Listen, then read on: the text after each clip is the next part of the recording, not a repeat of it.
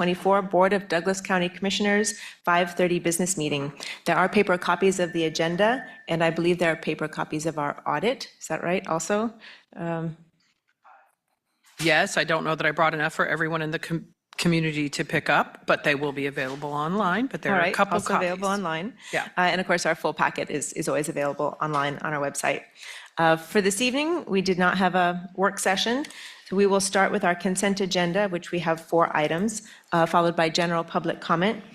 We do welcome general public comment for items addressing issues not on today's agenda, but otherwise related to county business. Given our limited time and the need to have an orderly and efficient meeting, we apply certain rules regarding public comment. A recent Kansas federal court decision provided additional clarity regarding the standards for public comment, and we have updated our practices accordingly.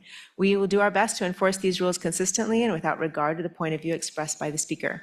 And those are that each speaker will be limited to a total of 3 minutes of speaking time. However, we do accept public comment of any length in writing. Individual speakers may not donate unused time to other speakers, and all comments must address topics within the jurisdiction of the County Commission.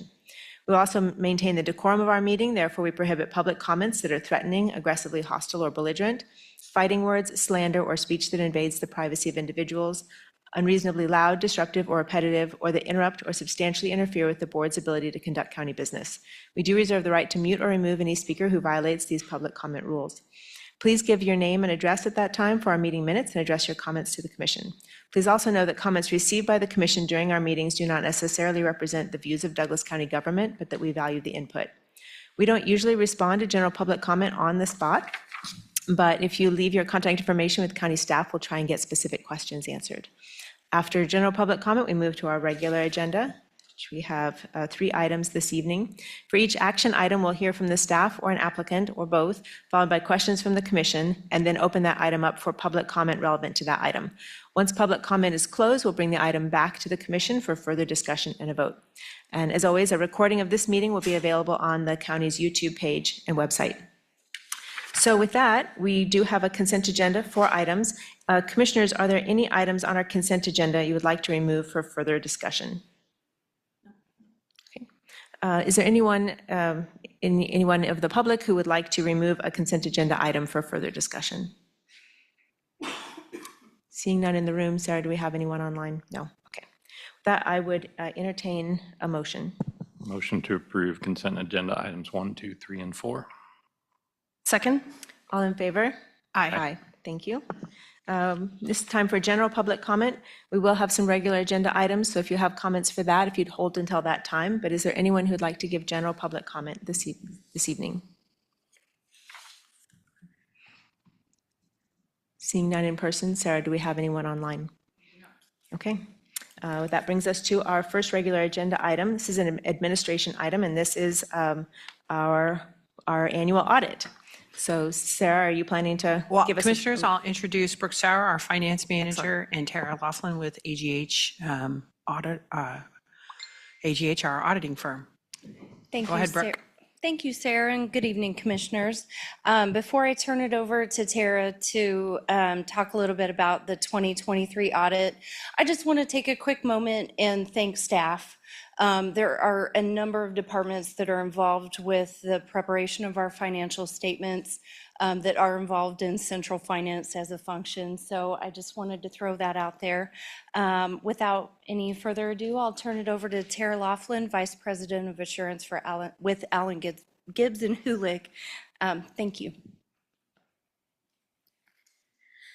Good evening. As Sarah Brooke mentioned, I'm here today to discuss the results of the fiscal year 2023 county financial statement audit.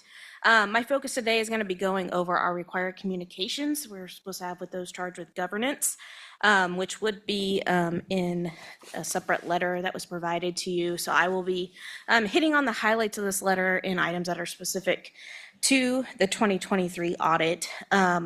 First off, I am Tara Laughlin, Vice President with AGH, and I focus specifically on the government and not-for-profit sector. The scope of services that we provide to the county is to provide a financial statement audit and issue an opinion on those financial statements that states whether the financial statements materially reflect the books and records of the county for that fiscal year. And we have issued an unmodified or clean opinion based on the KMAG standards, which is a state statute basis of accounting, which mirrors the budget requirements. Entities, municipalities, and counties within the state are allowed to elect that versus doing generally accepted accounting principle financial statements. And so the county has elected the KMAG statement. So when you're looking at the opinion, it is a standard unmodified opinion. You will see an adverse paragraph related to GAAP financials. That's due to how the county has elected to present their financial statements. So it is a clean opinion as it relates to that statutory basis. I do want to thank Sarah, Brooke, all the staff that help us. A lot of individuals help us during the audit process. Everybody's always open, willing, provides us information timely when we ask for it, and it really helps the audit move efficiently. So I do want to thank the staff for their assistance throughout that process. Now to get into the letter, I'm going to kind of start at the bottom of page 1 that talks about accounting policies and practices. I always like to highlight whether there was anything new this year in the financial statements just based on the standards themselves. While there was a new piece of the KMAG disclosure requirements related to disclosing certain subscription contracts with like IT software, we did a lot of evaluation. I mean, there is a lot of software obviously out there, but none that was material that really met the threshold for disclosure. So really this year you won't see anything too significantly new in the financial statements or the disclosures, just based on standards themselves. So any changes you do see is really going to be due to changes in activity. On page 2, we are required to discuss significant estimates that are within the financial statements. Since the county does elect to report under KMAG, these estimates really affect footnote disclosures and not really the numbers themselves that are on the face of the financial statements. Those estimates are the same as they have been in prior years, and they really relate to personnel items. So compensated absences, your share of the CAPERS, net pension liability, and then incurred but not reported claims, which is related to the county being self-insured. We do have to estimate a little bit of a liability there. So again, all of those are the same, and there was no change in processes on how those liabilities and disclosures were determined this year. Our requirements is to make sure that the information being used is reasonable, the estimates are being done reasonably and within standards, and in all cases, we found that was the case. Bottom of page 2, on the top of page 3, we did have a few audit adjustments. Audit adjustments are pretty normal for really any audit of entities this size. The first one is not a significant adjustment, but it is to get kind of beginning numbers to roll. So we did a small $12,000 adjustment there. This last one on page 2, this is related to a crossover refunding bond that was done several years ago. And so the money was all put into an escrow that's outside of the county's books. So for the last several years, we've had to add that activity back into the financials. It crossed over this year, so this should be the last time that you see that item there, but that's what that is related to, is the payoff of the crossover bonds. Top of page 3, this is kind of an annual adjustment we do. It is related to the county being self-insured. The county provides us information of kind of what that lag amount is as far as claims being incurred versus claims being paid, and we kind of true up that liability every year. And then the last item is just kind of a normal audit adjustment that we have occasionally in all clients. Through some of our testing, we did find an additional liability to record within the financial statements. And so really overall, those are pretty normal audit adjustments, no specific concerns noted coming out of those. Middle of page 3, again, I've already touched on this, but observations about the audit process. Again, we didn't have any disagreements with management. They were open, willing to help us, assist us throughout the audit process. So I always like to highlight that because it's kind of buried in the middle of the letter there. Bottom of page 3, this is an item that was in last year's, new to last year's letter, so I still like to point it out. This is just general information on the standards as far as us being independent of the county and being able to perform this independent audit. So it's really just general standard information about how we ensure that we do maintain independence in order to be able to perform the audit. On to page 4, internal control matters. We did have one item that rose to kind of the middle level of a control deficiency that we were required to report. This relates to payroll, and it relates to a mitigating control that has been there the last several years that mid-year with staff turnover was no longer being performed, to kind of double check pay rate changes, et cetera, with somebody outside of the payroll system, just due to the size of that department. And so we have talked with the county, and they're working on putting that control back in place to help alleviate that risk. So again, that occurred mid-year with the staff turnover. I do like to point out, this is not specifically in the letter, but I do like to point out within the financial statements, footnote 2 is a compliance section. So that's where we would report any compliance issues that we may note, comparing back to certain statutes that are financial related statutes. We did have one immaterial item that we did note there this year related to a couple transfers that were done.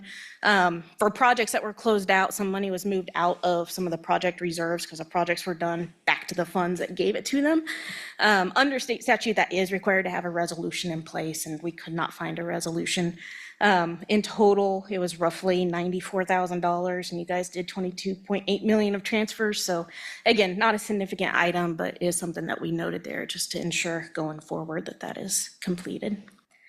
And then at the bottom of page 5 kind of starts just some general information we provide to all of our boards and commissions and councils that we speak to, of just general items and general risks, specifically cybersecurity, just kind of updates there, just to remind you that, you know, one, that's not a financial statement audit, but two, it is an important item to make sure that you're comfortable with how the county addresses those risks that are out there. So again, overall, very clean audit, clean opinion. The numbers can be relied upon to make decisions. And I will open it up to any questions any of you may have. Commissioners, do you have any questions for Tara? All right. And I'd just like to just thank Tara and her team for their work. You know, this is a pretty, extensive process for us each year. And I do appreciate her pointing out both, specifically with the transfers, that's one of the things that we like about the audit process is it's an opportunity for them to check our work and make sure that we're doing it properly. Appreciate the note on the resolutions, and we're going to make that change moving forward. Same thing goes with the controls on payroll.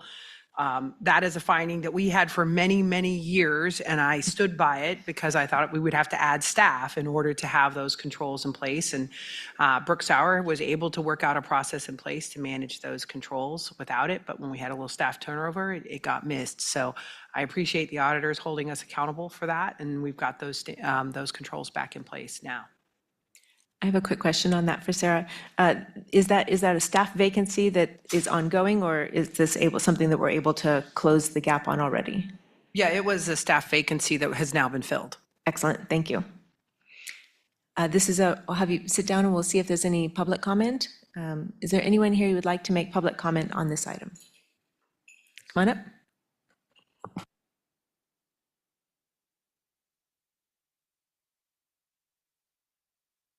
I have some schedules to pass out. Can I pass those out before my 3 minutes? They have the schedules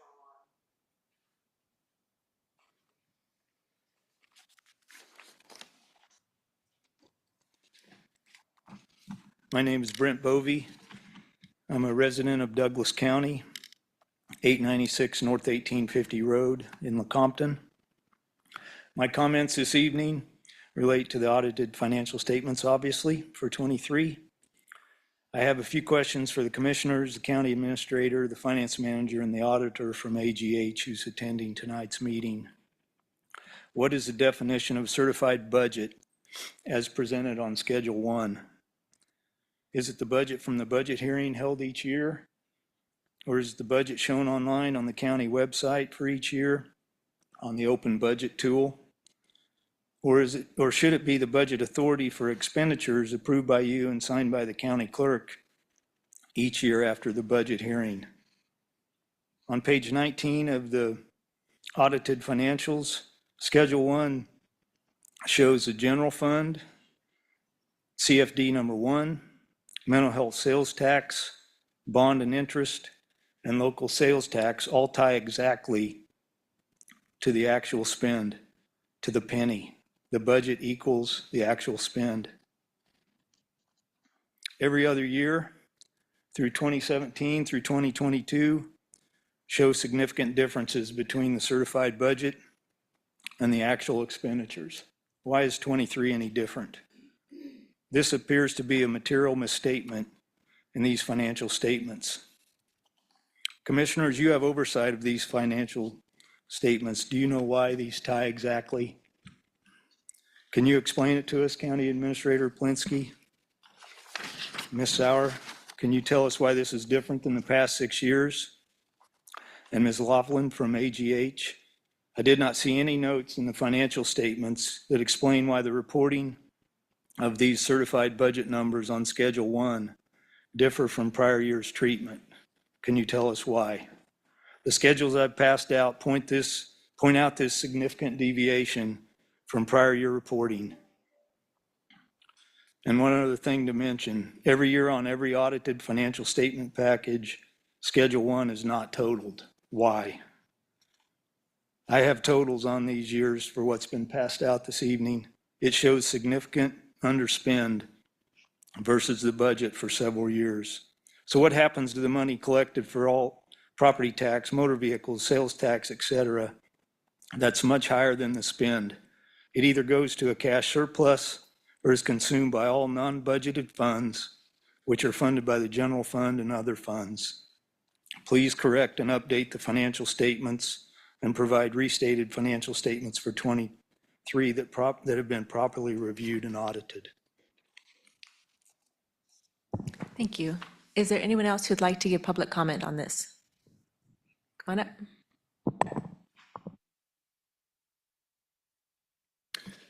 Dusty Willard. I am with the Lawrence Beat and looking to move into Douglas County.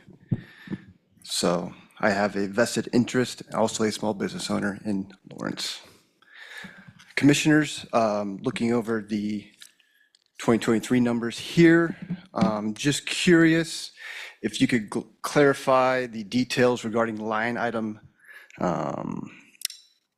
99120, funding contingency, amounting to $4,970,498 on page 31.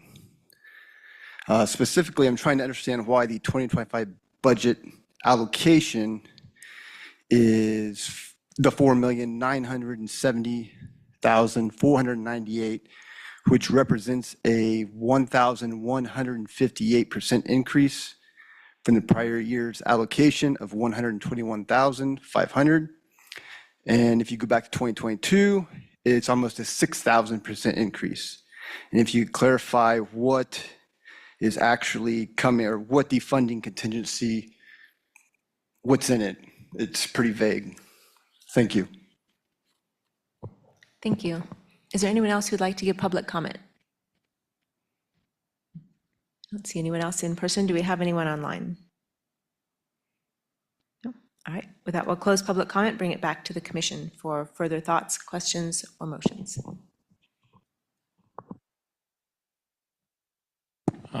I just want to ask Mr. Voby, can you send me your comments, or can you email me the comments that you made today? Would that be possible? Yes. Thank you. I'd like to review them. Appreciate that.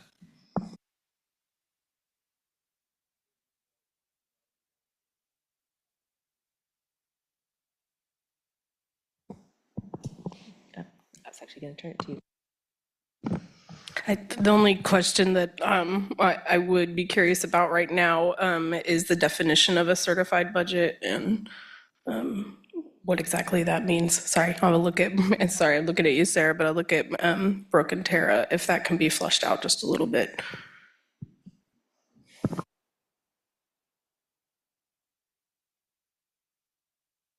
Thank you, Commissioners. So the certified budget is the form that is submitted to the state that has what you will adopt as the adopted budget. If we need to, we will go through an amendment process in the late winter, or I guess it'd be early winter. And so then that would become the certified budget if we do any amendment process in December. So. We do normally amend every year Yes. for that's correct. unanticipated revenues. Yep. So, and the state budget form is general categories. Commissioners and the public have access to line item detail on our budget, which is way more than the state of Kansas requires us to provide. Absolutely. Sarah, we always get lots of questions about fund balance and where those things go. Can you give us in the public an overview of when we don't spend all of the dollars that we've budgeted for a certain year and that goes to fund balance, how we use that fund balance going forward? Each year, that's a public discussion with the county commission in terms of how we approach our fund balance. We do have a fund balance policy. We reviewed it in detail this year as a part of our budget deliberations. Last year, we moved some excess fund balance above our targets in the general fund to our capital improvement plan, where it was allocated for capital projects, roads and bridges and facilities related projects. We are pay-as-you-go cash financing for our capital projects. So having extra cash on hand to be able to pay for those is good. And then that way counties are limited in what they can issue debt for under the state of Kansas. But even for the things that we do have a very low debt load. And so we view that as part of our financial stewardship practices. So generally, we move it to CIP or occasionally equipment reserve if there's a particular need in equipment reserve. And that is a special fund allowed by state statute that allows us to create a savings account or depreciation, depending on which school of accounting you went to, that allows us to hold funds in that to be able to save up for larger purchases that would be needed over time. And I just want to underline for the public, like we used some of that fund balance this year to lower the mill levy. So I think, you know, when we think about how we're using fund balance, we're thinking about a number of things. One, it is for capital projects long-term, you know, how we use the dollars that we put into that fund to be able to pay for things like the JLE that's coming up that didn't require a tax increase.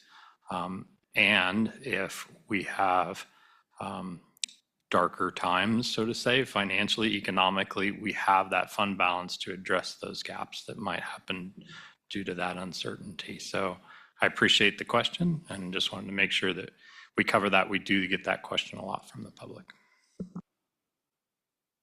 And thank you, Commissioner. That was the point I wanted to make sure we drove home, is that the fund balance and the underspend is why we were able to turn back $6 million as part of our mill levy reduction for the 2025 budget that is proposed and will come to a final vote later this month.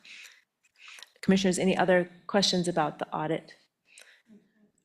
I very much value getting a clean audit. I know that there a lot goes into those controls and making sure that we have not only the transparency, but also just the professionalism and managing the number of funds and state statutes that govern those.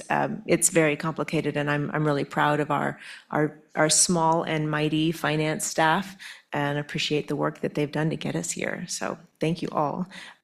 Commissioners, I would entertain a motion. Happy to make a motion and share my appreciation to Brooke and all of our county staff and our auditors for their work. Make a motion to accept the 2023 financial statement as prepared. Second. All in favor? Aye. Aye. Aye. Thank you. Brings us to our next item. This is a planning item for an existing CUP. And I did see Carl come in. Avery sorry, is going to help. Avery is a new planner, and she is going to cover this item today, and Carl's here to back her up. She's not very new, but she's new to us. I think, Thank you, Avery, Avery. is this your first time presenting to the county commission? Yes. That's what I thought. Okay.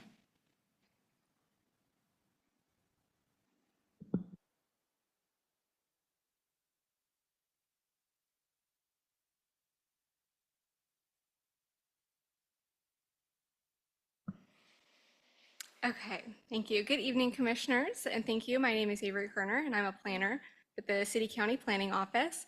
And the next item before you this evening is the consideration of a revised site plan for the Stoll Solar Farm facility located near the intersection of East 400 and North 1700 roads. Before we begin, I did want to point out a typo that was published in the agenda and staff report for this item. A member of the public brought it to staff's attention that the described location of the proposed site plan was incorrect. The staff report and agenda item incorrectly stated that the subject property was located in the northwest corner of the intersection of East 400 and North 1700 roads, when in fact the site is actually located in the northeast corner of that intersection. This typographical error does occur throughout the staff report, and I do apologize for that oversight and any confusion or concern that it may have caused about the approved location for that facility. Ultimately, that typo does not affect the essence of the site plan request before you tonight and does not warrant any further revision to the site plan itself. The location of the facility, as it's shown on the site plan, is how it was approved under the associated conditional use permit. The revised site plan before you this evening is for the addition of a gravel road in the northwest corner of the solar farm site. No other changes to the site are proposed. On screen is the proposed site plan showing the area of the new gravel road highlighted in red. The gravel road connects the front access and parking area to the electrical equipment pad on the north side of the property. A small area in the northwest corner of the property was graded to construct the road lower to allow water to flow its normal drainage path over the top of the road. An updated drainage report was submitted by the applicant, which shows that the addition of the road didn't result in any significant changes to the topography or drainage of the site.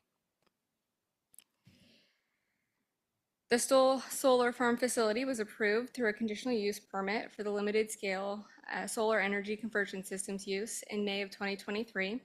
Construction of the solar farm, including the gravel drive that was shown in red, was completed earlier this year.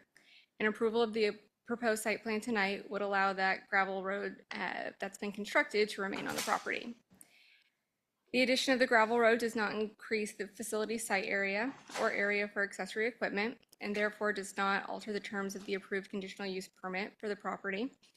Adding the gravel road is considered to be a minor modification to the site, which requires an updated site plan to show compliance with the zoning regulations. The use-specific standards for limited-scale solar energy conversion systems regulate the amount of grading on prime farmland and farmland of statewide importance in order to protect the natural topography and topsoil on a site. The standards limit grading to no more than 5% of the site unless a modification is approved by the Board of County Commissioners. However, the standards also state that for access and roads, that grading does not count towards the 5% limit. Condition 4 of the conditional use permit states that grading shall not occur on more than 5% of the total site area, and that any additional grading not shown on the plan requires approval by the Board of County Commissioners prior to the grading commencing. The site changes and grading for the gravel road were completed prior to approval by the Commission and therefore did not meet Condition 4 of the conditional use permit.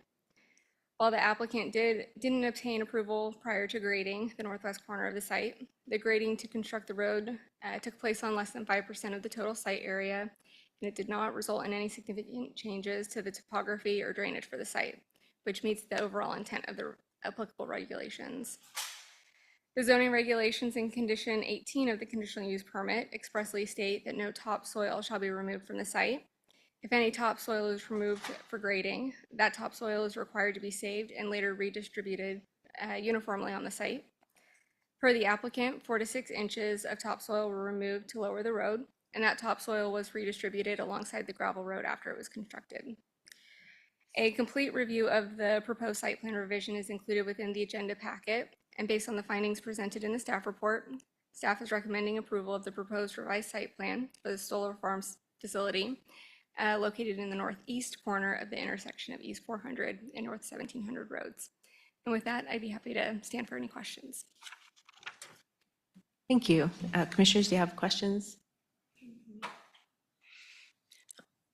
I guess I am curious, and this might be a question for the applicant. Do we have the applicant here? Okay. Of why the road initially was thought it wouldn't be needed and now is needed. So, you want to come up and address that? Yeah, Damon Ray, project manager with Evergy for the site. So initially, we didn't design in the road because we thought the vegetation established would be sufficient to stabilize the soil for the limited amount of traffic. However, we completed construction in late fall before the vegetation was established, and then we had ongoing maintenance activities throughout the winter and early spring, and so our personnel weren't able to access the north side of the site, thus the need for the road. And it's more of a process question, but I think either of you could answer it. What then triggered that you were supposed to have permission to build the road? I believe there was the gravel trucks were noticed on the East 400 road. And so we were notified by the county. And then once we were notified that we weren't in compliance with the CUP is when we started following all the procedures necessary to address it. So, I mean, we have our process for the CUP, but this is also leased land. Was the landowner involved in that decision? Were they aware that now there was going to be a road put in there, gravel road? Because presumably this land gets turned back to him at the end of the lifespan of the project for agriculture. No, I think under the terms of the lease, we're able to construct the site as needed, as long as it's returned to its original condition upon removal. Okay. Okay, one more question, sorry, then I'll turn it over. The soil sampling that's required with the project, remind me, but I think it was occurring in the corner, the northwest corner of that property where that road is now constructed. So in terms of getting like repeat samples at the same location, did it interfere with that? So we took the post-construction soil sampling before the road was constructed. And I believe, Chris, can you speak to that at a time? We have our environmental consultant here to speak to that if needed. Good evening, Commissioners. Chris Carey with PPB Enviro Solutions on behalf of Evergy. We don't believe that the area where the soil samples were collected was impacted by the road, the location of the road. Okay, thank you. Go ahead, Commissioner. I have a quick question for Evergy again.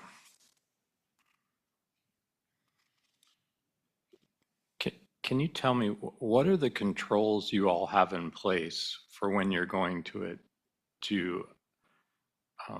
make adjustments to a site that you look back at the CUP that was part of it to make sure that you're following that CUP? So we have an internal environmental team that takes in all the permits that we apply for, whether that's a CUP or other agencies. They keep track of all those items. In this case, we did review the CUP. We believed we were below the 5% grading requirement. We reviewed all of those requirements, but missed the idea that adding a road would be considered a site plan adjustment. So it was just a miss on our part in reviewing the requirements. So I will say it was reviewed, but that specific item was missed.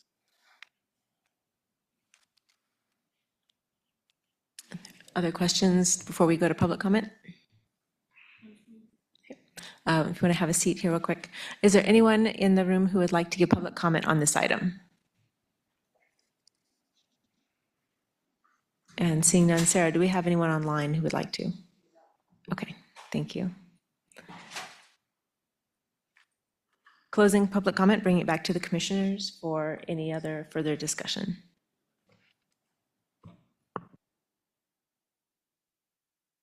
I'm glad staff was able to find this and get this back to the commission as required for the CUP. I'm really hoping that Evergy tightens up those controls in some ways so we don't have these situations, but glad that it does meet the conditions in the staff report. Happy to make a motion unless other commissioners have comments. We have a very lengthy process for our CUPs, and we are very interested in what happens on those site plans. So yeah, this matters, and it did get missed. So I am glad to see it. It has a recommendation of approval from staff, and it does meet all the other conditions there. So I I'm just disappointed that it had to have, that someone had to bring a complaint forward in order to catch this and bring it to our attention. So, but other than that, go ahead. Motion to approve site plan SP 241018 for Stoll Solar Farm facility located at the northeast corner of the intersection of East 400 and North 1700 roads based on the findings and conditions listed in the staff report. Second. All in favor? Aye. Aye. Motion passes. Thank you. That brings us to our next item, and that is the payment in lieu of taxes for the Free State Solar Project. And Sarah, are you starting us with that? Yes, Commissioners. Included in your packet is an agreement related to the payment in lieu of taxes for the Kansas Sky Energy Center. I also have Terrell Mock, who is our counsel on this project here as well. There are representatives from Barbara Emerson, Savion Energy, and Evergy as well. We have been meeting to prepare for the pilot for several months now. And the county has done pilots in the past. However, this is a pretty large one, and it is related to a project that is pretty large in scope. So we had a lot of different conversations about it. Staff reviewed what other pilots were for in Kansas, because they're kind of different from state to state, related to wind and solar projects. And we learned a lot in that process. I'm going to share my screen because we did update this and get it on the packet. Nope.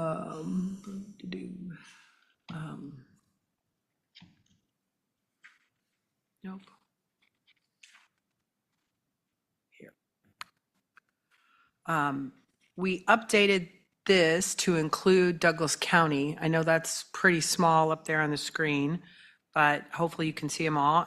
So we had an internal staff team that worked to gather this information, talk to different counties and different projects in Kansas. Our friends at Savion and Evergy helped us get that information together as well. We worked closely with the county appraiser related to, and I'll go into a little bit more of that information later, related to the tax value of the land and how it would be appraised, and what was exempted from from taxes and what is not exempted from taxes. At the time we were doing this, I believe the Bourbon County project had not been approved. So we were working without that first line, or the line 2 of the spreadsheet. And we were working with the rest of the information. I think one of the things that I learned that was really helpful was that because generally pilot payments are based off of how many megahertz are produced at the site. Wind produces more than solar. So you're going to see there that wind projects have higher pilot payments in other places in Kansas, and that there aren't as many solar projects. So we had less to work from that perspective. I do want to say, and this is, this might not be my up-to-date one. The pilot payment we were thinking about this in separate from conversations around the road maintenance agreement, agrivoltaics, stormwater, third-party consultants, and a variety of other agreements. And I'm going to find that one, Matt, and make sure I share it, because I think it's in the packet and I pulled this from my files. Related to this, all of those costs associated with those improvements or consultants that will be needed to help monitor that part of the project will be on top of this pilot payment. And that's how the commissioners set up the conditional use permit, and that's how we've treated this part of the process so far. And Sarah, I would guess most counties don't have an agrivoltaic plan, but they do have, most of them have road agreement plans. So typically that pilot payment and the road agreement plan are separate and have separate dollar amounts to them. Correct. They're not usually rolled together. No, they're generally separate. Okay, so these numbers, it's a reasonable comparison then, because they're. Yes, but we did try to make some notes on some of those where there were some situations where, not everybody does this completely the same. And as you're going to find in many of those counties, they don't have any of those other agreements. They may have a road maintenance agreement. Yeah, now I'm going to share this one, and it's even smaller.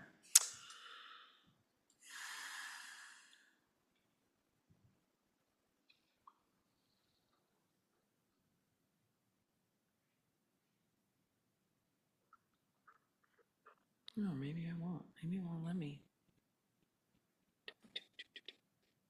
Oh, I'm going to share this. It's in the packet. I don't know why it won't let me pull it up.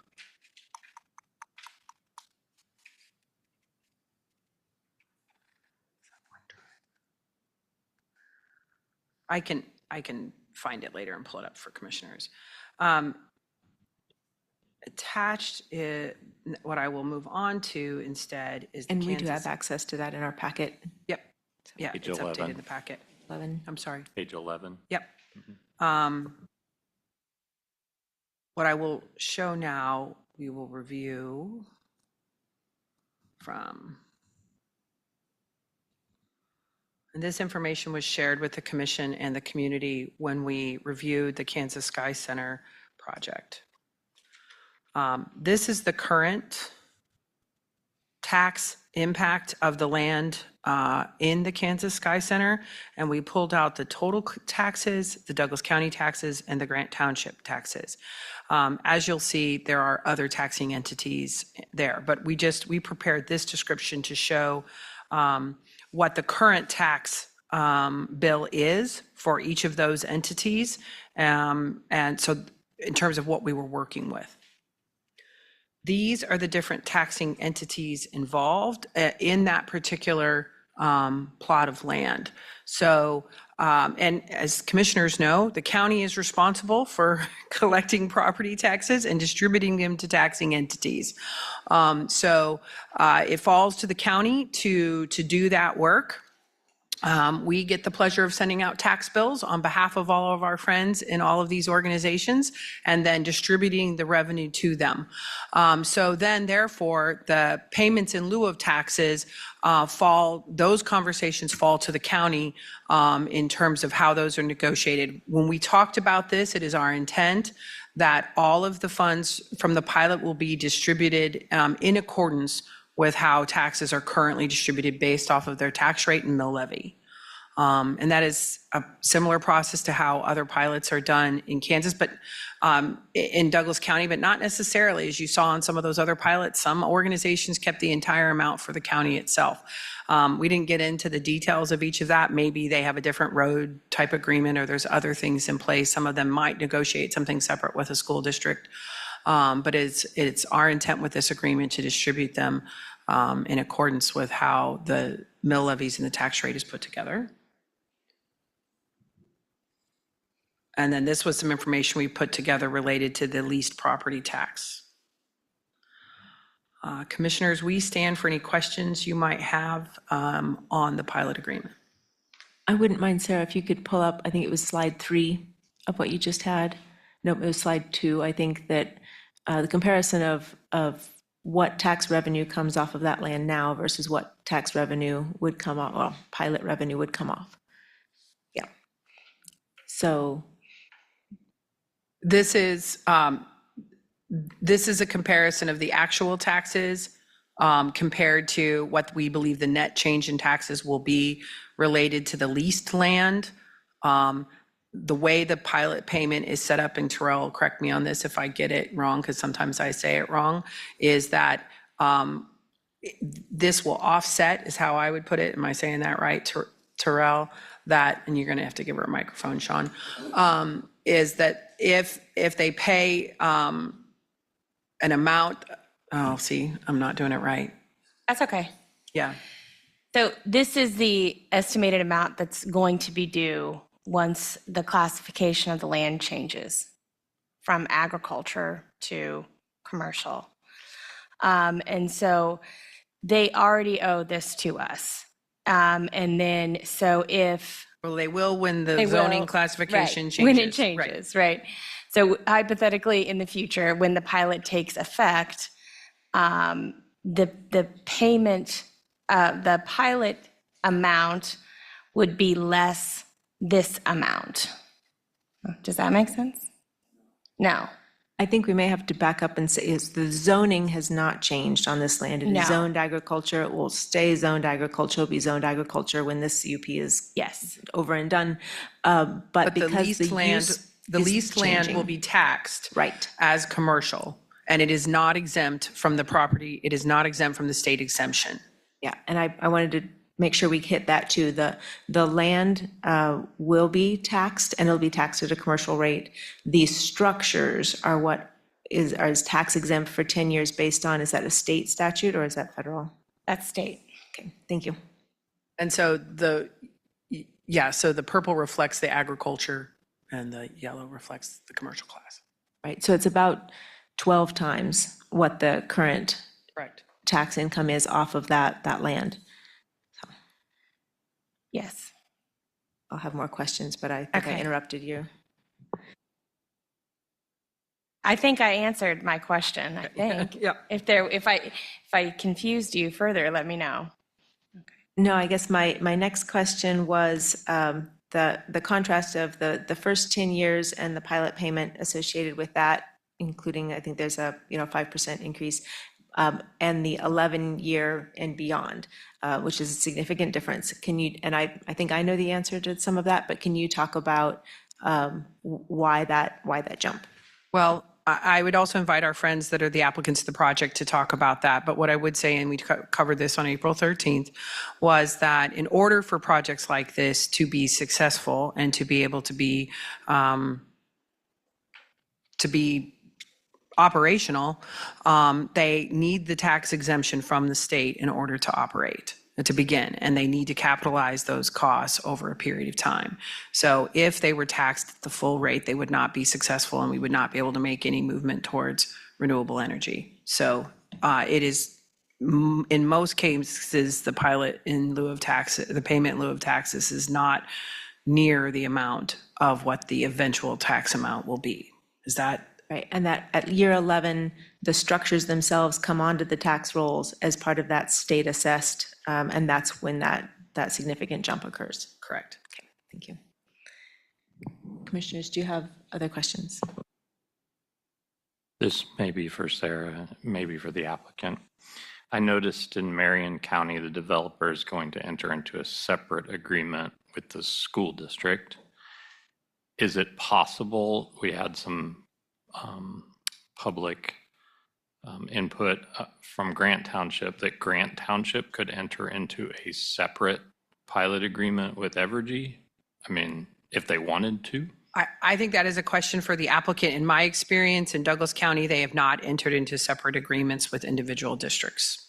But there's nothing preventing them. Not from that I'm aware of, but I have not exhaustively discussed that. I don't really know what the situation is in Marion County. We didn't call them and say, how does this work? Is it grants? Is it some sort of other project? So Brianna might be able to answer that question. Hi, Brianna Baca with Savion. So I actually, Tradewind developed that project, and Kansas, how the school districts are taxed are different. And so there's this, if you get a payment in lieu of taxes, there's a separate payment that goes to the schools through this. Well, the schools there's a complication there essentially. And I can go into that further, but essentially the school district chose to do it separately so that they could get additional money separately. So that extends my question, that if Grant Township thought they wanted to get additional money, we could pull that percentage out and they could create a separate. They would have to negotiate with us and Right. so, Okay, but thanks. yep. Other questions?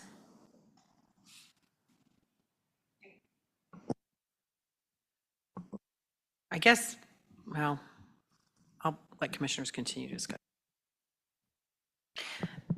Sarah, can you talk a little bit about how the definition of services provided was discussed in the contract negotiations for this? You know, there's some descriptions of essentially a pilot payment boils down to, in lieu of those taxes that have been waived essentially by the state, local authority allows us to assert that we believe that payment for services, essentially public services provided to that the company and the project is necessary. There's some description, and I thought I had it highlighted and now I'm not finding it, and I don't want to waste time scrolling, but some description of what those services are.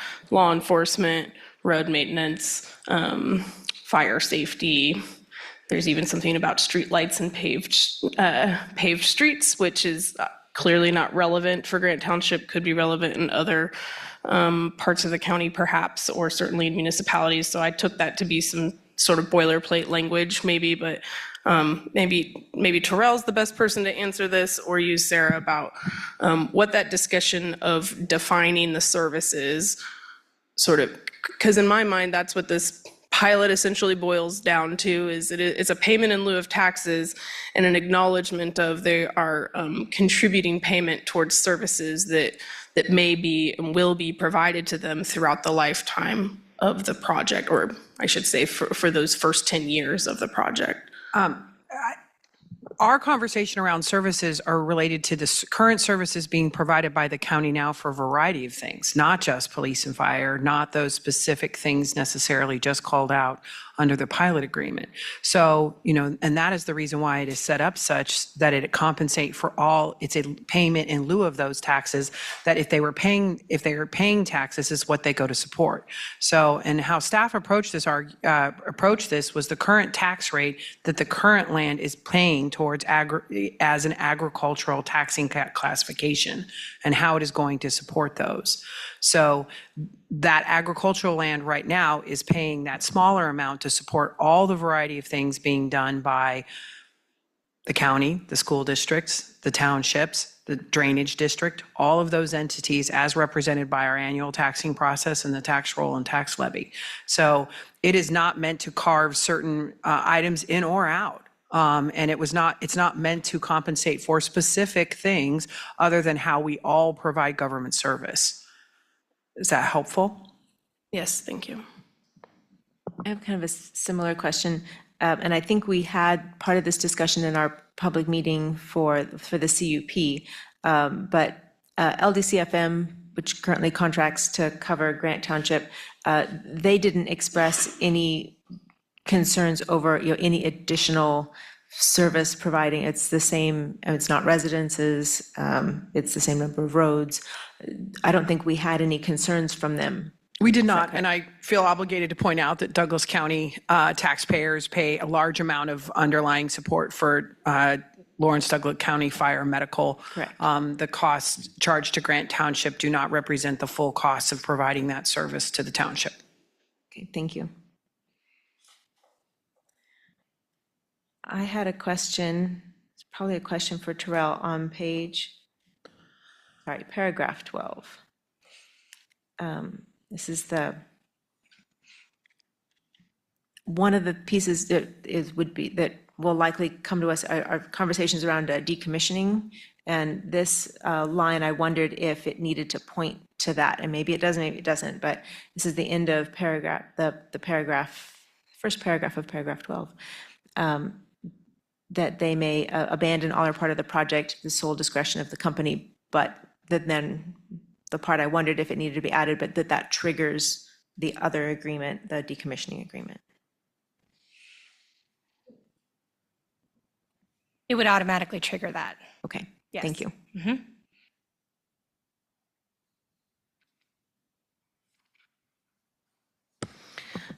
I'm curious to just understand, I think I understand it after reading through this a second time, but just want to make sure I get the sort of mechanics of, there's some paragraphs in here that talk about possible extraordinary events, contingencies, things that might change over time, including if that Kansas statute changes, and how that would adjust the payments either by eliminating them because the state has eliminated that tax exemption and now we start collecting property taxes, or by creating a more permanent tax abatement that would then trigger those higher payments to more accurately match what taxes are anticipated to be on that property. I appreciated all those paragraphs. What I want to understand are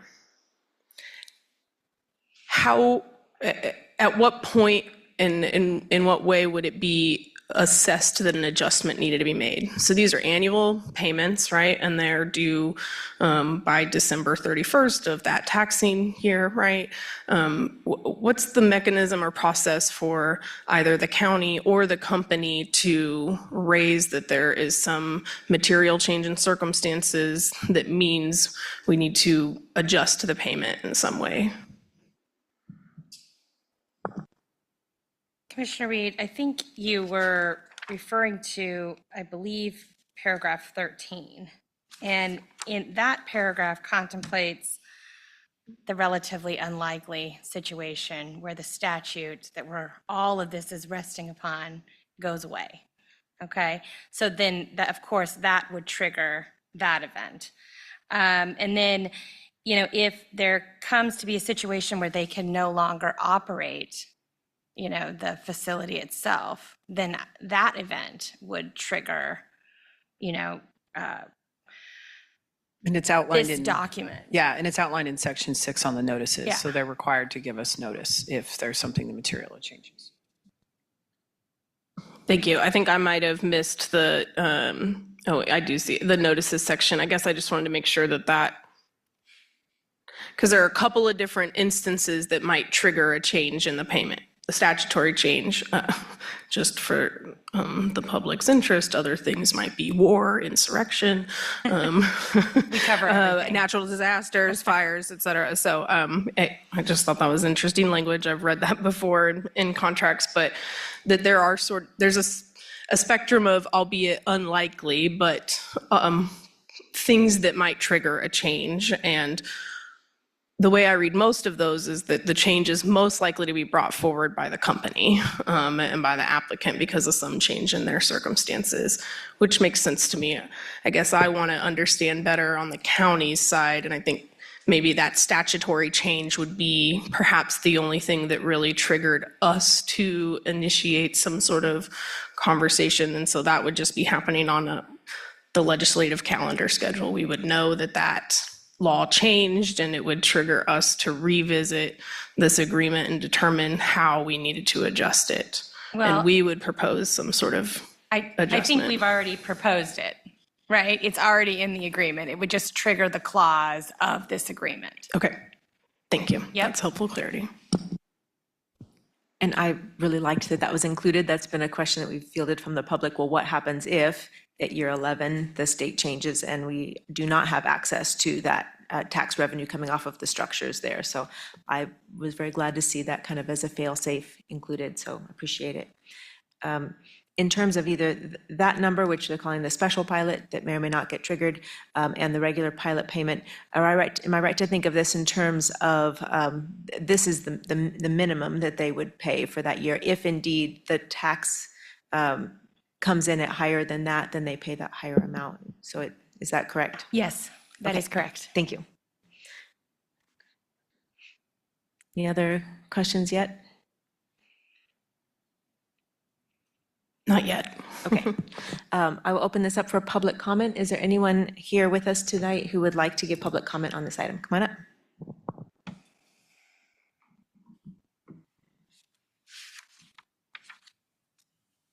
My name's Paulette Schwart. I'm the trustee of Grant Township. Grant, as the host site of the project, was not included in discussions related to this agreement, nor were we notified that this agreement was up for review and approval at this county commission meeting. Additionally, a simple averaging of the pilot payments identified in that spreadsheet included in the agreement's packet demonstrates the payment plan clearly simply lifted out of the applicant supplied document is very light by comparison. Why is this data ignored in favor of the applicant's numbers? It is arguably possible to read the pilot agreement language to be describing the only financial agreement for this project, while the county may believe there will be, in fact, other agreements for other expenses incurred as a result of this project, stormwater, road maintenance, et cetera. Why is the anticipated creation of other financial agreements not even acknowledged in this document? Why would it be the assumption be left to chance? Has anybody else reviewed this agreement outside of the county staff and council? Are you willing to accept legal responsibility for this agreement as it stands by deciding to approve it as is? Grant is also not clearly identified as a beneficiary of the payments. In fact, the agreement states the county's intention is to distribute the pilot payments consistent with the distribution of tax revenues. Given grants tax revenues are a tiny fraction, are we really going to get only a tiny fraction? Can we trust these numbers? We're concerned.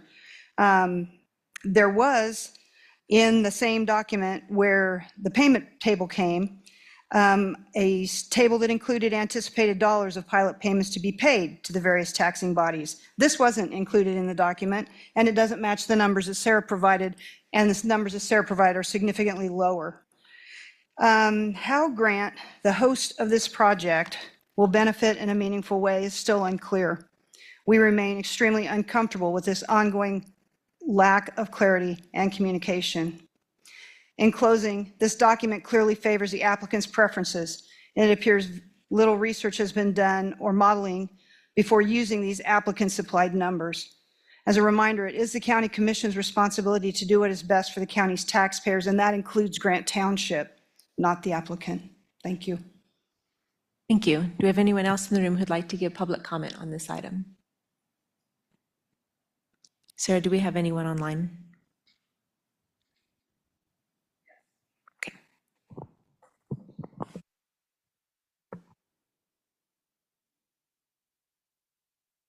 And get him.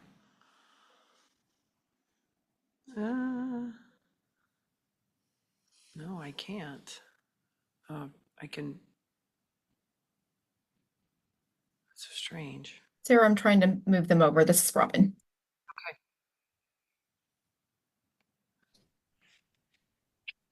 Grassman, you're in the panel and can provide public comment. Yeah, good evening, commissioners. Can you hear me okay? We can. Very good. I'm Scott Thelman, and I apologize for the Grassman tag. I'm at an airport right now, but I've been watching this meeting and listening in. And I wanted to point out a few concerns I had in regards to this pilot program as a Grant Township resident and neighbor of this project proposed by the applicant. Primarily that the county staff has said that they have done research on pilot programs and determined these numbers based on looking at other pilot programs in the area, but then it's very clear, number for number, line for line, that this was taken from an applicant supplied study.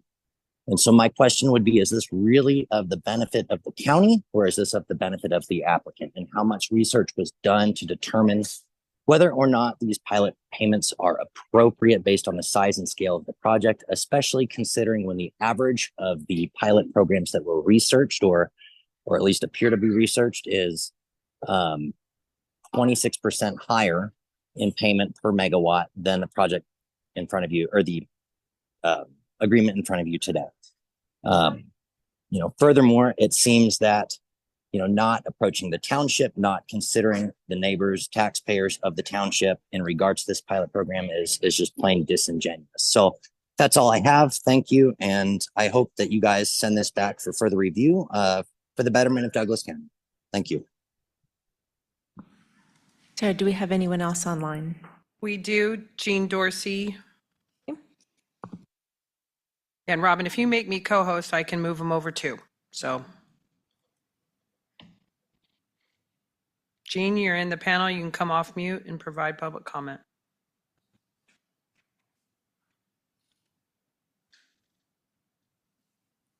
Jean, you're in the panel and you can unmute yourself and provide public comment. Thank you. It took me a while to find the unmute button on my phone. This is Gene Dorsey. I'm a resident of Lawrence, but I'm calling from Breckenridge, Colorado. I happen to be out in the country for the week. I had two questions. One for our county legal counsel. There's a pending lawsuit that Grant Township has filed against the county, and I'm wondering what legal liability we would have by signing this before the lawsuit is resolved. Secondly, I'm wondering why the first 5 years there's no increase for inflation. And third, I can understand Evergy wanting to get this taken care of now, because when it starts in 2027, they would be paying you with agreed to dollars today, which in buying power would be about 10% less than it will be in 3 years. I think those are my questions. I see no need to rush into this since we have a few years left before startup. So I would suggest further study is good. Thank you. Thank you. Do we have anyone else, Sarah, online? Okay. That's it. With that, we'll close public comment and bring it back to the commission.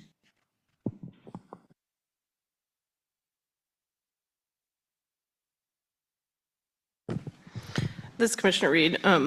I just want to give staff the opportunity to clarify how this research was gathered. What I heard from the report is that staff is who reached out to other counties, the county staff is who reached out to other counties and entities across the state of Kansas to try and put together this chart with the acknowledgement that there were very few solar projects, mostly wind projects, and that wind projects are generally generating more energy and therefore potentially generating, paying more. But Sarah, can you clarify that county staff is who researched this information as part of the process for negotiating and figuring out where those numbers? We did, and we did also get information from a variety of different providers. And most of this information is public knowledge, so makes sense that it's similar regardless of where you see it.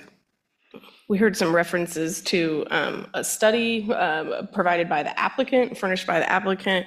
I'm not very clear on what those references are because my understanding is that all the information provided to us that was reviewed for comparison was that public information that was gathered and researched by staff. My only reference would be that there was financial information related to the project that was included in your packet In on the April original 13th, CUP. in the Okay. CUP. Thank you.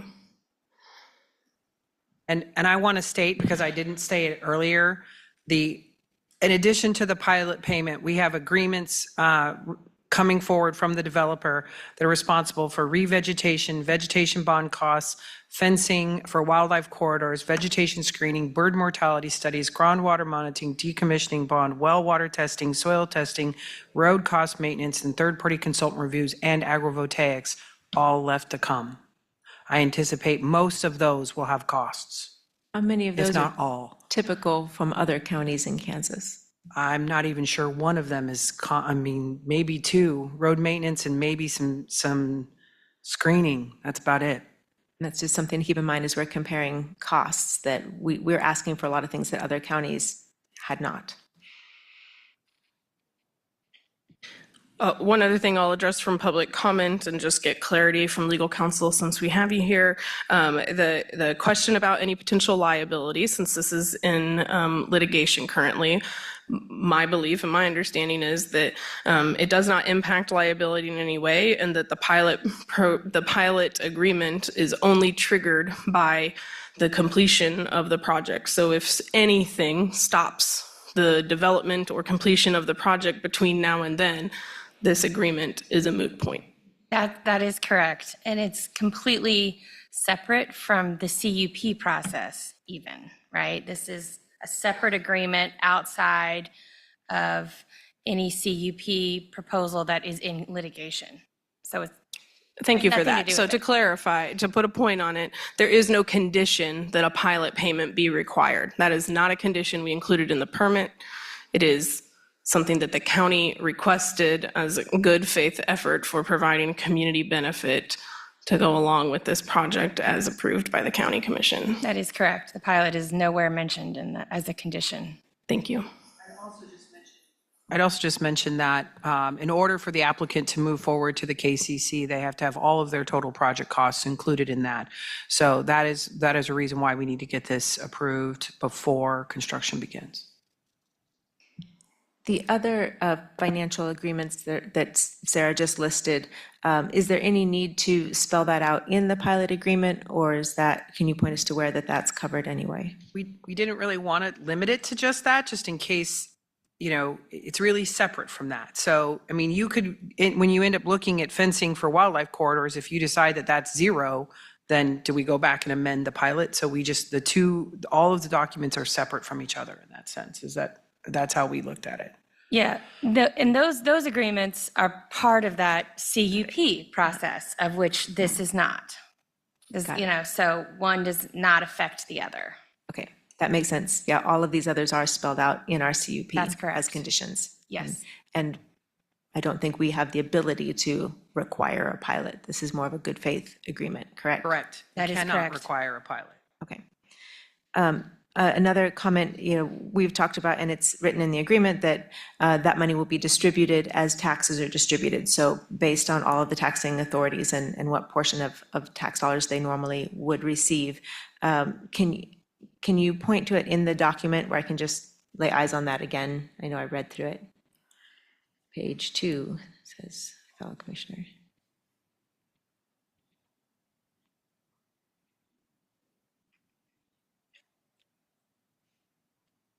Okay.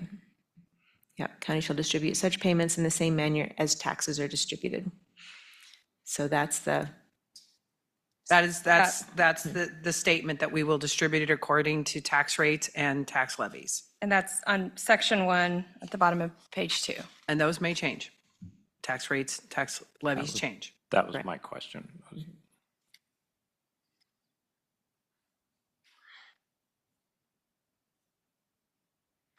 I guess my follow-up question to that is, it sounds like other jurisdictions can choose to funnel that pilot payment in different ways, and this is the choice that staff is recommending, is to distribute that as taxes are distributed. Is that correct, or do pilot payments always need to be distributed in the same proportions as taxes? I don't believe it is required that they are. I felt this was the most fair manner because this is how currently taxes are distributed. Thank you. Commissioners, are there questions or thoughts?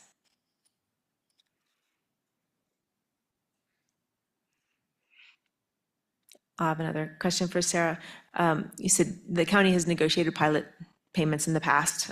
These are maybe at a different scale, but who is typically at the table for those conversations? The county. The city of Lawrence will negotiate pilot payments and the county is not at the table. So generally there's negotiation with one entity and then they have the approval. As commissioners know, when we approve Neighborhood Revitalization Act districts, those negotiations happen with the city of Lawrence and the applicant. We are not at the table for those negotiations. Generally, when you're negotiating agreements related to taxes, it's hard to do it by committee. One other question about the 5 years before that inflation number kicks in. So we've got the 200,000 for the first 5 years, and then it starts increasing at 5% after that. How does that, and recognizing that these are, again, this is a minimum payment, if indeed there is that the state assess, or I guess we get to do it for county, assess that commercial use at higher than that, we will get that higher amount. But what was the thinking behind the 5 years? So the thinking behind the 5 years kind of goes back to the capitalization of the project and them trying to get it off the ground. And they have firm costs there that they can go back to the KCC with and ensure that they get the approval that they need to move the project forward. That might be a question, that you want to talk to the applicant, talk to us about that. If you want to ask the applicant, they're here to talk about those things, but that's my understanding. Okay. I think I'll hold. Commissioners, do you have other questions?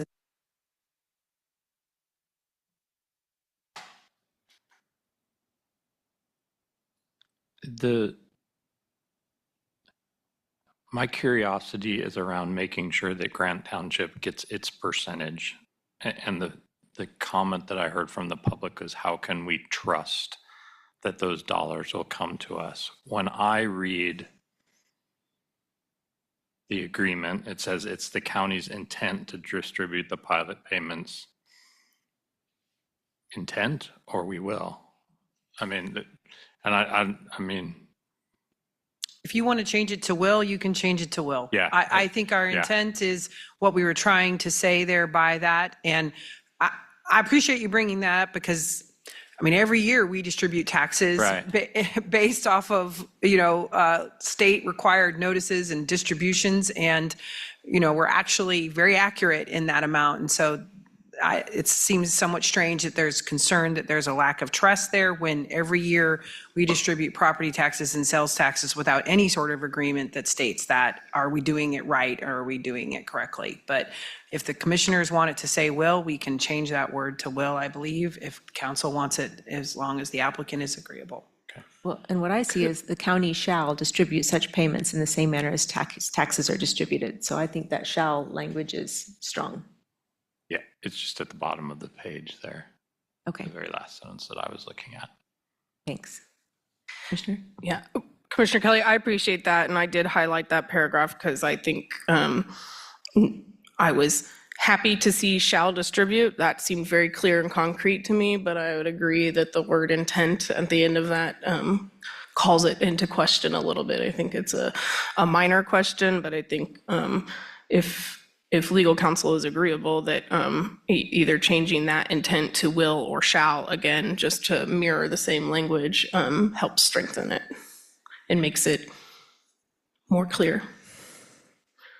I have no problem with the alteration of changing intent to and deleting those two words and replacing it with the word shall. Sarah, can you just talk a little bit about, I know pilot payments are not new to us and they're not super common. They're not related to a whole lot of projects because there aren't too many projects that come sort of with automatic state statute guaranteed tax abatement or relief. And so can you just talk to us about what the question was asked, who is a part of those negotiations? Makes sense to me that the county in this instance is the one and only entity negotiating that agreement because we are the regulatory body that has given approvals and has governance over that. Do we have a practice of informing or notifying the other taxing authorities that might be relevant and might have payments distributed to them if we were to approve them? Do we have a history of doing that? Is that something that has been considered amongst staff? Not to invite all taxing entities to the negotiating table, but to communicate and notify about the process along the way. Commissioner, to the best of my knowledge, no. What I would say is that, I believe I'd have to go back and check statute, but I believe our legal authority to do this it rests in home rule authority for cities and counties. It doesn't, and these other entities don't have that at the same rate or at the same, in the same way, is how I should say that, as cities and counties do.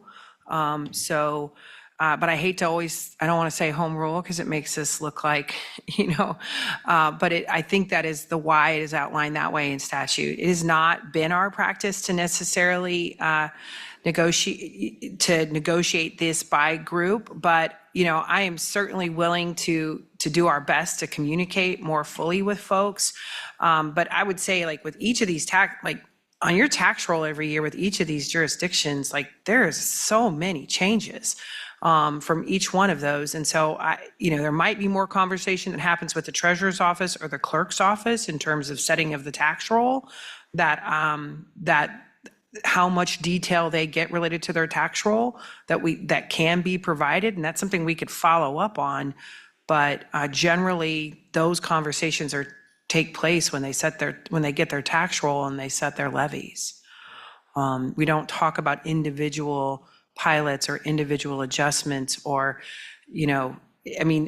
USD, the library district is impacted by, a lot of these different agreements, and they're never really at the table for Neighborhood Revitalization Act districts or pilot payments or IRBs or any of those types of things. So generally that's the city and the county and the school district. So it's different for each different economic development tool. And in those instances, we're talking about, it's an abatement. They will not realize the additional taxes that otherwise a development project would have. So, but in this case, it's Agreed. 10 or 12 times what they have previously been receiving from the same property. So that seems different to me. And in addition, I think it's just important to point out, like, we don't have an authority to force this agreement. This is a good faith agreement between two parties. So saying we didn't negotiate hard enough and sending us back to say we have to do it in a different way, like, I'm not sure that plays out. Correct. Yes. I mean, the state has given an abatement on this use. We don't get to argue with that.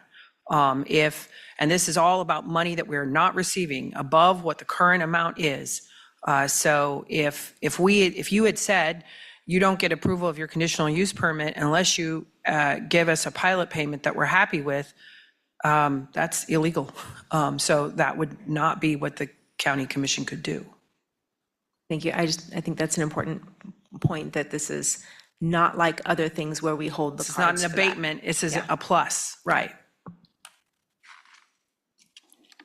I'll also point that I think there is a good reason to do this agreement early and first, because if we have an agreement about the pilot payment that is then triggered if and when that permit is finally released and the project is finally completed, it's done. There's not opportunity for, based on how progress goes on those other agreements and all the other conditions that we've touched on tonight, that will require further payment for third-party vendors, for example, potential payments related to road maintenance use agreement, that there are a whole slew of things that could change in a not beneficial way for the county what this pilot payment looks like. So in my perspective, it is an important thing to have up front and sets a tone, and we know that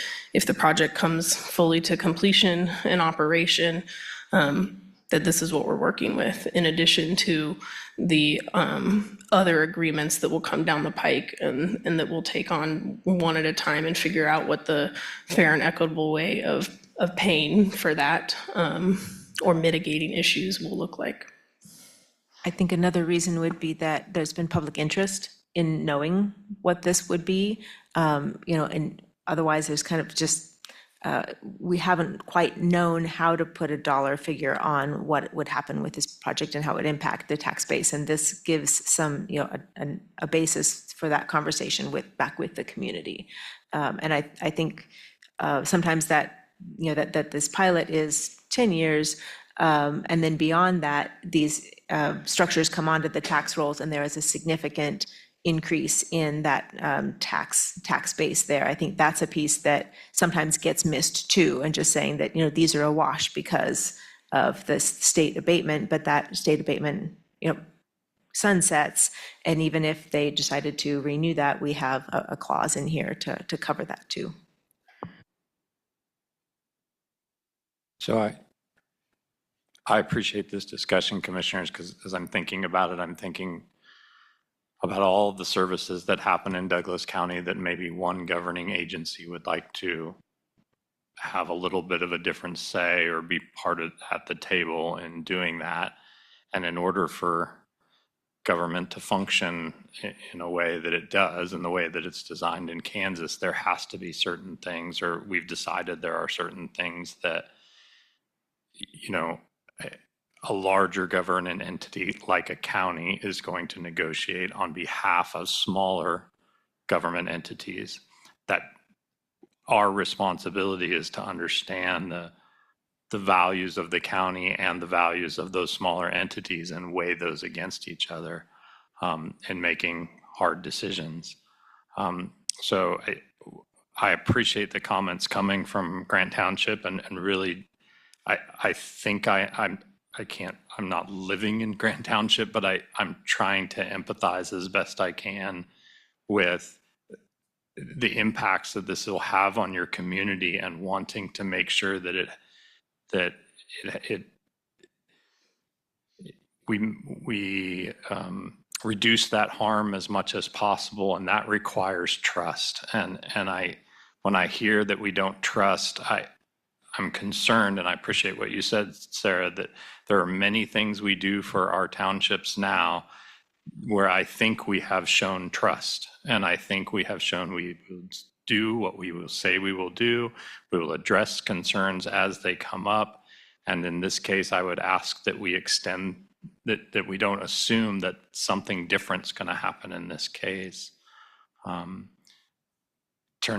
So I appreciate those comments and I understand them. But I do think that this is a place for Douglas County to negotiate on behalf of all of those other government entities. To some of the other public comments about, is this the right amount and we need to go back? I had a really hard time. It's not like Amazon here where we get a list of similar products and we can tell whether we're getting a deal. And my wife will tell you every time I go to the store, I think I can get it cheaper or a better deal, and it drives her crazy. So at some point we have to trust the work that we put in our staff to negotiate the best deal that they can on behalf of the citizens of Douglas County. Maybe could we get more? Maybe. I'm wondering at what point does it become worth our staff's time to continue to battle back and forth? At some time we have to make a decision on whether this is adequate. But the comparisons we had here, while somewhat helpful, were not totally helpful. No fault of staff. I think we just don't have enough products to look at just yet to really be able to make that. So based on what I've seen, I'm comfortable enough with this. Maybe not totally comfortable, but comfortable enough to keep moving forward. I appreciate those comments, Commissioner Kelly, and tend to agree. I can tell that for staff, it was not a simple task to figure out where a fair and where the right number was. But I do trust that it was as thorough of a process as possible. And I think the one thing I will just ask for us to consider as perhaps a trust building exercise going forward is that while it doesn't make any sense to me that all relevant taxing authorities would form a committee to negotiate with a company related to a pilot payment, I do think that it's worthwhile for us to consider what our internal mechanisms are for communicating that the process is underway and that there is an agreement drafted that is coming before the Board of County Commissioners for approval. So I think that additional step of being proactive about communication and information can go a long way to trust building and opens up the opportunity for questions to be asked a little bit along the way or in anticipation of a public meeting and public discussion. So I think, as the potential for more pilot agreements is on the horizon in future years and for future commissions too, that's a worthwhile practice for us to not assume that information may be received without us being explicit and sharing that with all of the different taxing authorities that you listed. So I think coming up with a mechanism for that so that staff is conscious to that in the process would be helpful. Commissioner, that's fair, and that's certainly something we can do better is to improve our communication in this space. So I appreciate that. I am in favor of the proposed text change that we talked about on paragraph 1, item 2, to change the county's intent to the county shall distribute the pilot payments. I think that just helps kind of provide that additional clarity, even though I think the content stays, the intent stays the same, but I think that is a reasonable change just to kind of reinforce that is what will happen with those dollars.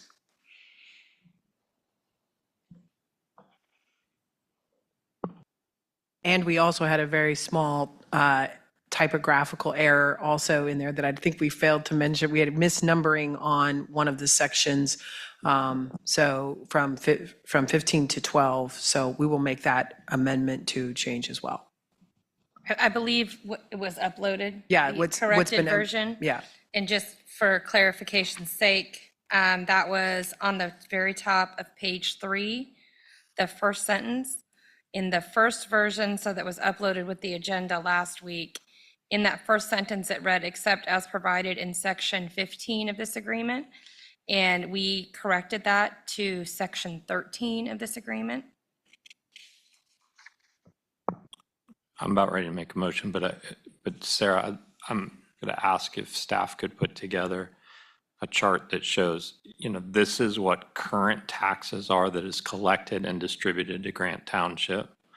This is what future taxes will be over that 10-year span, and how the pilot, if what the balance will be with the pilot as well. So we can really see for that taxing entity, what the impacts will be for them, because I'm afraid there's a narrative out there that they're not going to have the dollars to do what they need to do, but we don't really have something that clearly shows for Grant Township what those dollars are. Is that something you could provide? And Yeah, we maybe can send to clearly, Paulette? Yeah. we can certainly put that together for Grant would be Township helpful. related to the pilot. I think Related to each the of these other subsequent agreements, it'll just depend on how the agreement comes together. Yeah, and maybe going forward, we could, if it's done in a similar way, we could share that with the township so that, I do think yes, it's fine to compare it to the library district, but this has a lot bigger impact on the township than the library district. And we do have the kind of early ballpark numbers that were in that second slide that Sarah had shown to go from about 2,000 annual income off that land to about 27,000. But it'd be nice, to spell out year by year what that looks like. Certainly do that. And I would just add, for fairness, while Douglas County and Grant Township are the two primary, or the lion's share, if you will, of tax dollars or payment in lieu of taxes, there's also the school district, the Call Valley Drainage District, and possibly at least one rural water district that overlays with some of that. We'll do it for everybody. Yeah. So I just think a thorough chart would be helpful if we're going to go there. Make a motion to approve the payment in lieu of taxes agreement between Free State Solar Project LCC and the Board of County Commissioners. Second. Commissioner, with the two changes, With the two changes as discussed. do you need any more than that? Okay. All in Second it favor? again. Aye. Aye.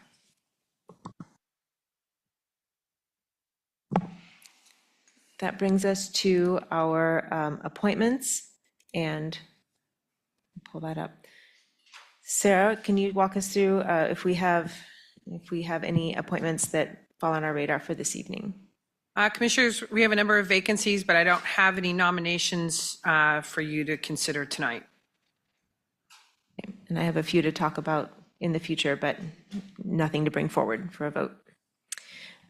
Also, it brings us to our administrator miscellaneous and our administrator memo. Thank you, Commissioners. My updated memo is in the packet. We have some new dates coming up here where there's a new behavioral health court graduation coming up, and the Monday is the canvass for the primary election. Kent Brown, Register of Deeds, will be sitting in for Commissioner Reed. I will not be there as well.